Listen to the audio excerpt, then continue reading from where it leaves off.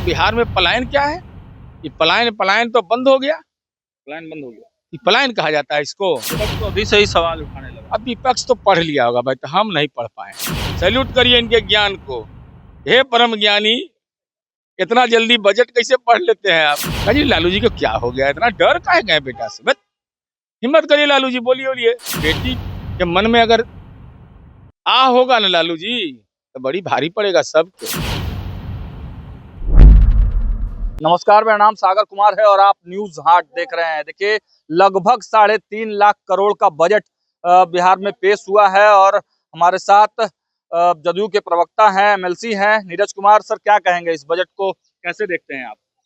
भाई ये सदन के अंदर बजट पेश किया गया, तो मूल अवधारणा जो 7 निश्चय पार्ट 3 में प्रगति यात्रा की योजना के क्रियान्वयन में ये तमाम मानक को पूरा करने के लिए ये वार्षिक बजट पेश हुआ है। तो सैद्धांतिक रूप से हम लोगों ने स्वागत इसलिए किया कि लक्ष्य को पूरा करने में ये सहायक होगा। और अभी तो बजट का पूरा प्रारूप आएगा, बजट पे वाद विवाद होगा, तो बहुत सारी बातें आएंगी सदन के अंदर। विपक्ष तो अभी से ही सवाल उठाने लगा। अब विपक्ष तो पढ़ लिया होगा भाई, तो हम नहीं पढ़ पाए हैं।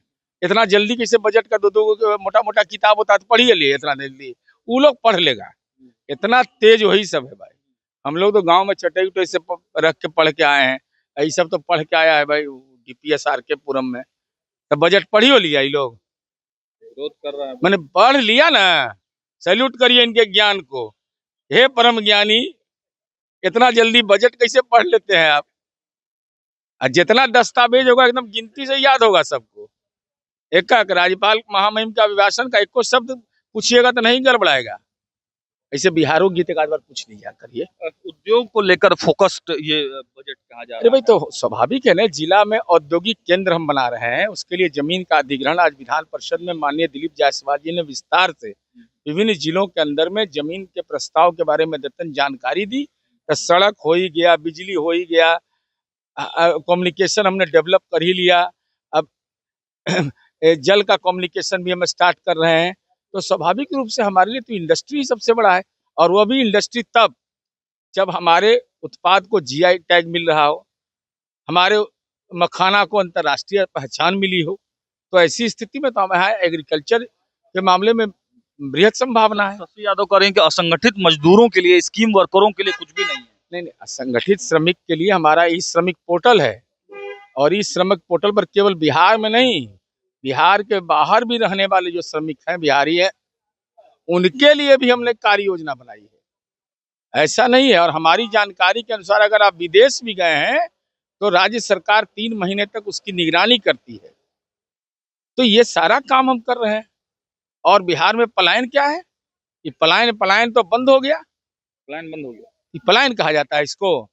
हमको बेटर अपॉर्चुनिटी के लिए हम गए, काम के लिए गए, तो पलायन है।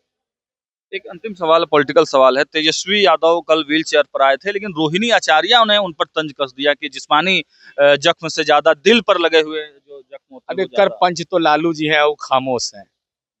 कहिए लालू जी को क्या हो गया, इतना डर काहे गए बेटा से? बस हिम्मत करिए लालू जी, बोलिए बोलिए। ऐसे ही आप इतना बोलते थे आप।